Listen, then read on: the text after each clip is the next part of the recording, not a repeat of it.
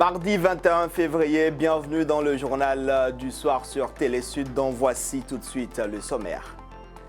3 casques bleus de la mission de l'ONU au Mali ont été tués ce mardi dans l'explosion d'une bombe artisanale. La nouvelle a été donnée par la MINUSMA qui déplore également 5 blessés. Plus d'explications dans cette édition. Plus que 4 jours avant l'élection présidentielle au Nigeria, une élection qui doit, pour les Nigérians, apporter des solutions à la grave crise économique que traverse le pays le plus peuplé d'Afrique. Nous parlerons également de la Russie qui suspend sa participation au traité russo-américain New Start sur le désarmement nucléaire. Une annonce faite par Vladimir Poutine ce mardi dans son discours à la nation. Décision perçue comme une attaque contre l'Occident qu'il accuse d'avoir provoqué une escalade du conflit en Ukraine. Commençons par cette explosion d'une bombe artisanale survenue dans le centre du Mali mardi.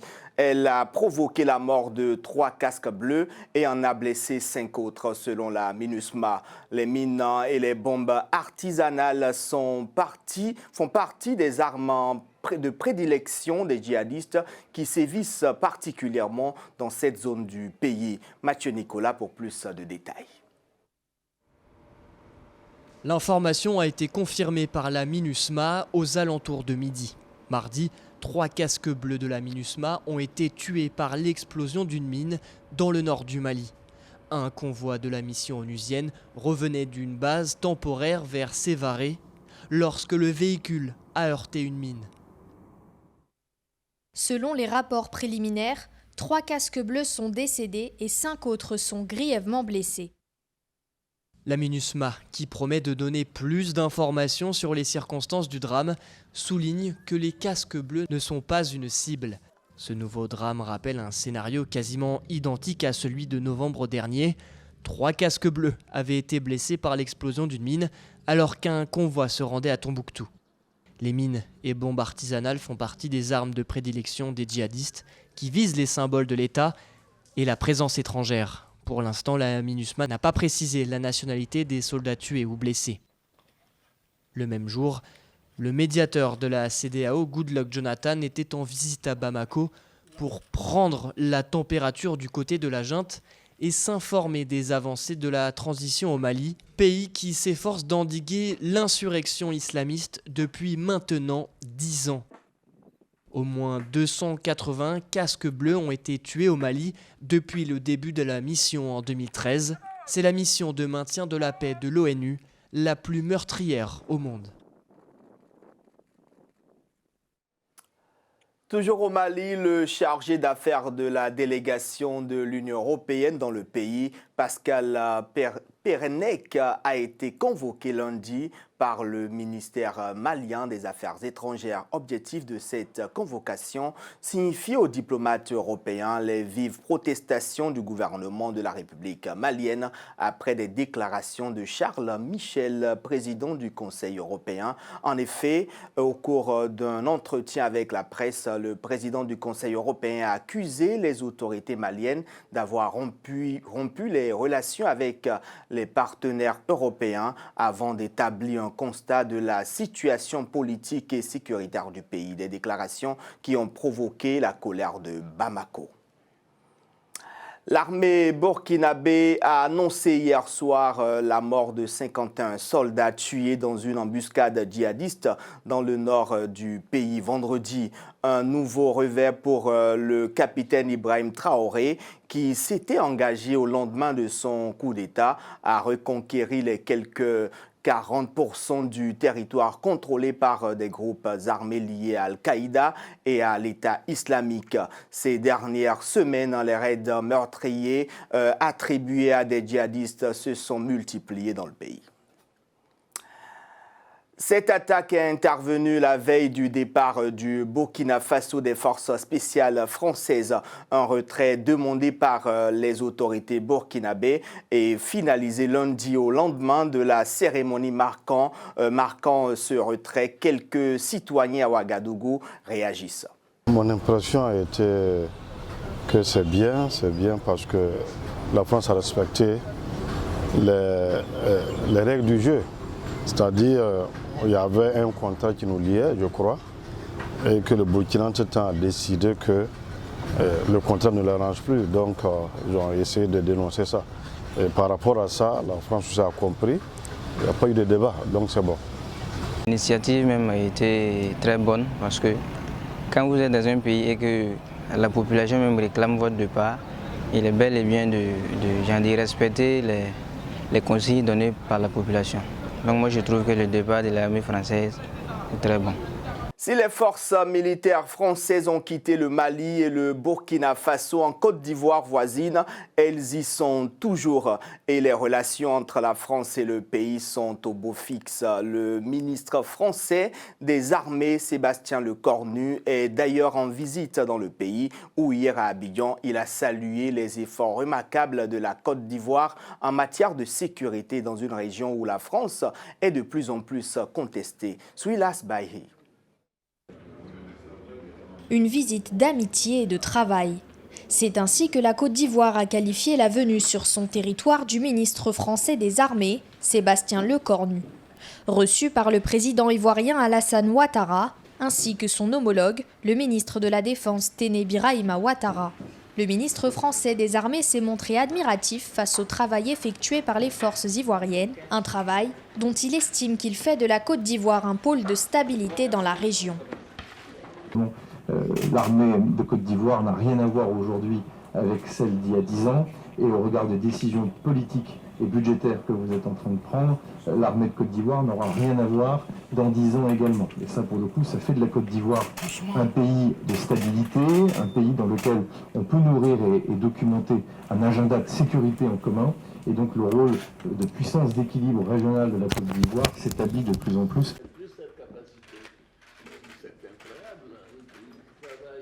La venue à Abidjan du ministre français se déroule dans un contexte où la France se voit poussée vers la sortie par plusieurs pays dans la région, tels que le Mali ou encore le Burkina Faso, deux pays qui ont mis fin aux accords de défense les liant à la France. Une France qui compte plus que sur une collaboration plus étroite avec la Côte d'Ivoire en matière de sécurité, tant sur le plan de la formation que sur le plan matériel. Donc au fond, on va fonctionner sur deux jambes. Une jambe qu'on pourrait qualifier de ressources humaines, formation, la capacité pour l'armée française d'apporter encore plus à son partenaire ivoirien, avec évidemment des modules de formation sur lesquels on aura l'occasion de s'exprimer. Et puis effectivement, deuxième jambe, une jambe plus capacitaire, je viens de le citer, évidemment sur les équipements, c'est vrai pour les équipements pour l'armée de l'air, c'est vrai également pour les équipements terrestres, sur lesquels ce matin nous avons pu échanger. C'est la deuxième visite en 7 mois à Abidjan pour le ministre français des Armées. En Afrique de l'Ouest, la Côte d'Ivoire est un des plus solides alliés de la France, où Paris compte près de 950 militaires sur place. Plus de 93 millions d'électeurs sont attendus aux urnes le 25 février pour élire un successeur au président Muhammadu Buhari. À 4 jours du scrutin, les candidats jettent leur dernière force dans la bataille. Sur les 18 candidats en lice, 2 se dégagent comme favoris. Il s'agit de Bola Tinubu du parti au pouvoir et l'opposant Atiku Abubakar. Le vote se déroulera sur fond des aspirations sociales liées à de récentes pénuries de billets et d'essence.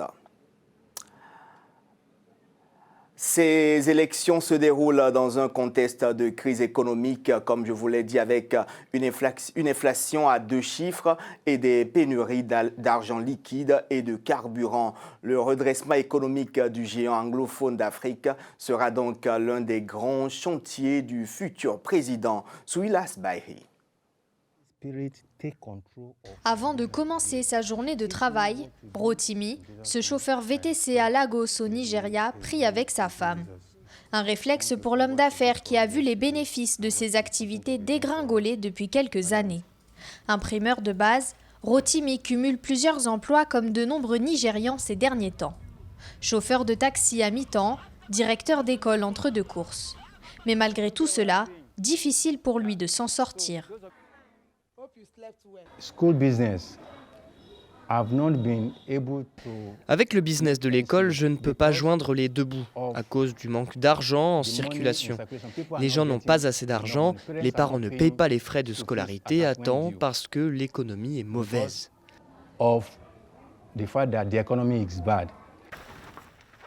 La pandémie de Covid-19 et les retombées de la guerre en Ukraine ont mis à genoux l'économie, déjà affectée par les violences qui paralysent l'agriculture et le commerce dans de vastes régions du Nigeria. Et pour ne rien arranger, le pays fait face à des pénuries en tout genre. Manque d'argent liquide dans les banques et pénurie de carburant plombent le quotidien des Nigérians comme Rotimi, qui espère que le prochain président pourrait changer la donne. Votons pour des gens qui peuvent faire ce Nigeria et le rendre à nouveau prospère. Le Nigeria est très malade comme nous le sommes maintenant. Donc cette élection, nous ne devons pas la rater du tout. Nous devons essayer autant que possible de voter pour la bonne personne, une personne crédible à la tête des affaires. À 4 jours de la présidentielle, la moindre dépense est devenue un casse-tête pour les habitants de ce pays, premier producteur de pétrole du continent. L'inflation frôle les 22% et la monnaie nationale, le naira, ne cesse de perdre de la valeur face au dollar. Le taux de chômage est d'environ 33% au niveau national et atteint même 43% chez les jeunes. Le prochain président devra se préoccuper de la question du taux de change, de la subvention des produits pétroliers et de l'énergie, du vol de pétrole brut et du déficit budgétaire. La réalité est que des décisions difficiles doivent être prises sur chacun de ces points. Supprimer la subvention, égaliser le taux de change, s'assurer que nous mettons en place l'infrastructure de sécurité nécessaire pour éliminer le vol de pétrole brut et le gouvernement doit prendre des décisions clés sur la taille du gouvernement et sur la réduction de notre déficit budgétaire. Le successeur de Muhammadu Buhari aura fort à faire, tant les défis sont grands.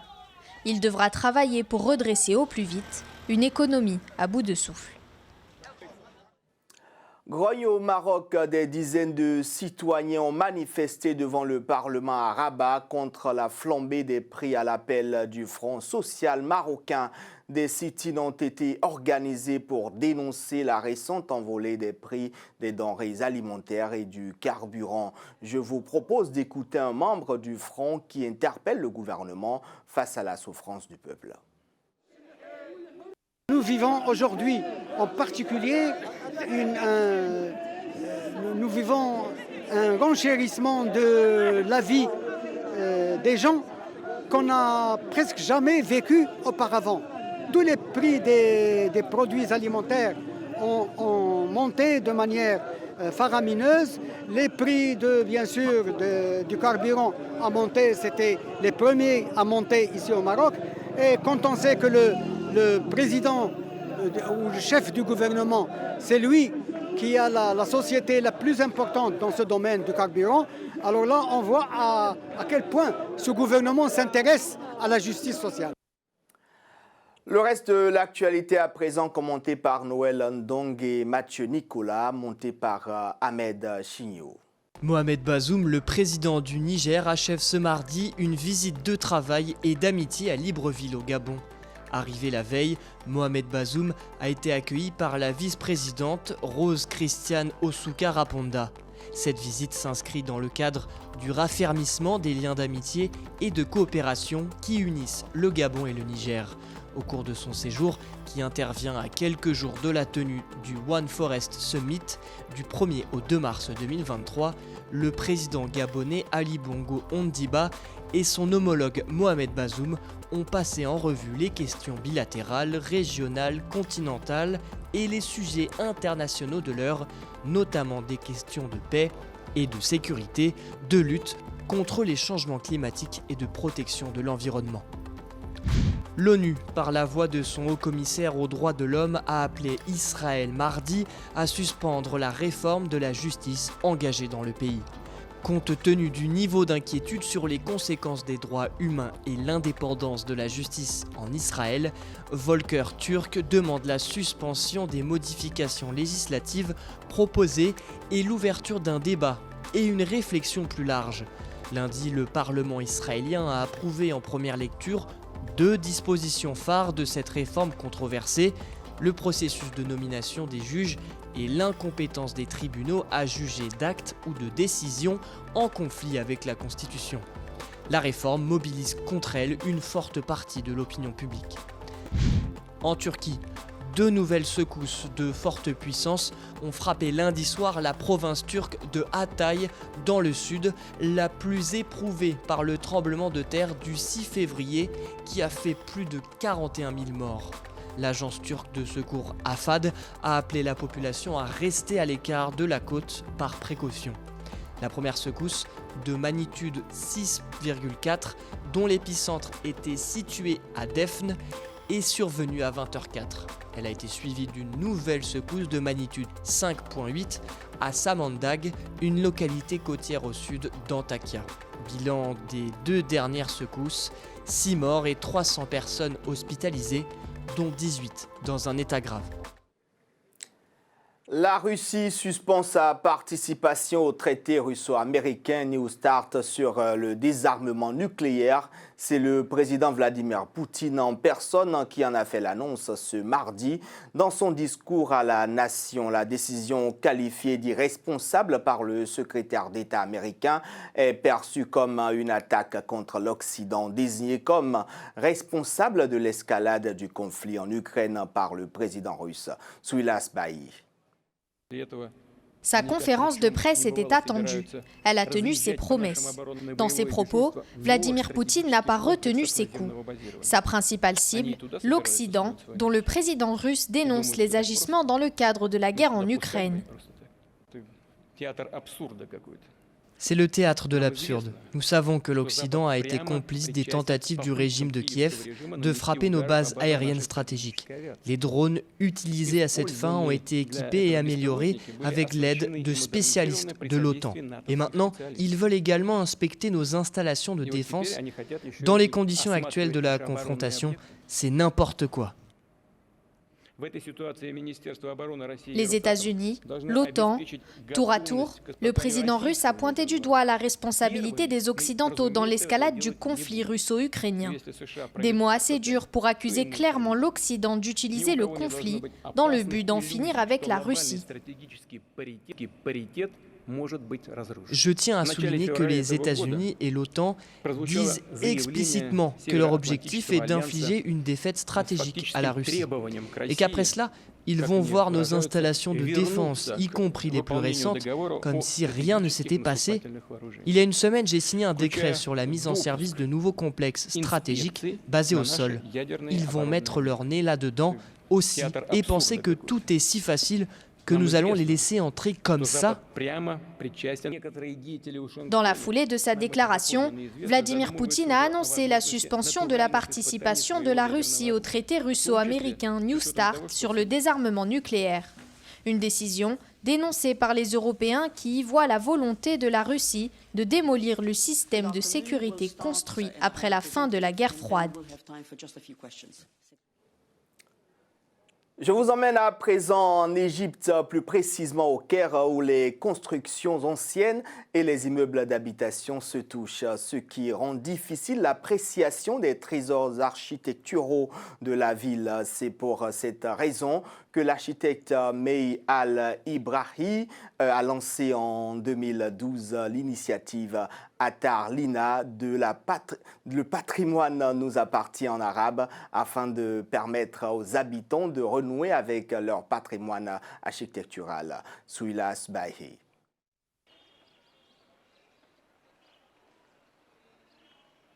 Il porte les traces du passage des civilisations qui se sont successivement installées dans la capitale égyptienne.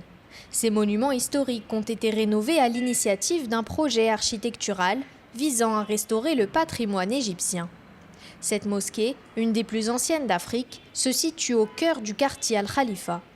L'objectif, faire prendre conscience aux habitants du Vieux Caire que cette richesse leur appartient.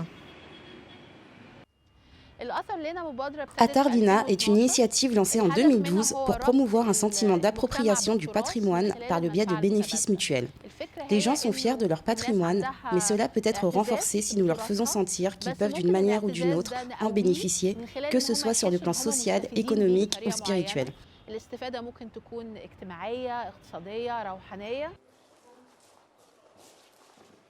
Depuis les années 1980, un grand nombre de monuments a été fermé au public. Les monuments ont été mis sous clé car cela semblait être le meilleur moyen de les préserver, mais cette politique stricte de conservation a plutôt fragilisé le patrimoine de la ville. Beit Yakan, comme la plupart des 600 autres maisons historiques, n'est pas enregistré comme monument. Seules 24 des maisons avec cour sont enregistrées comme monument du patrimoine. Un bâtiment historique est démoli chaque jour. Si nous faisions une enquête, nous serions choqués. Nous découvrirons qu'il ne reste que 20 maisons.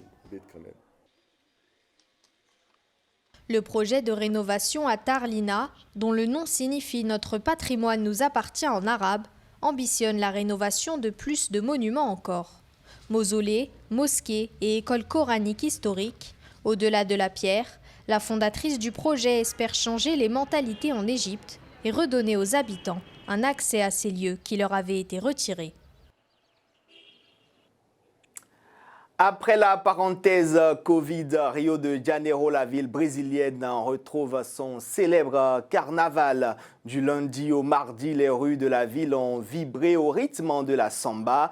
Au total, 12 écoles de samba se sont succédées en 2 nuits endiablées jusqu'à l'aube sur l'avenue du Sambodrome devant 70 000 spectateurs chaque soir et des dizaines de millions de téléspectateurs.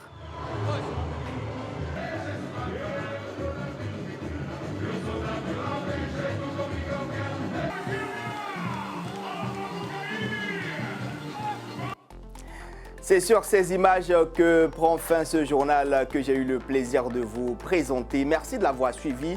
Prenez soin de vous en regardant les programmes de Télé Sud. Au revoir.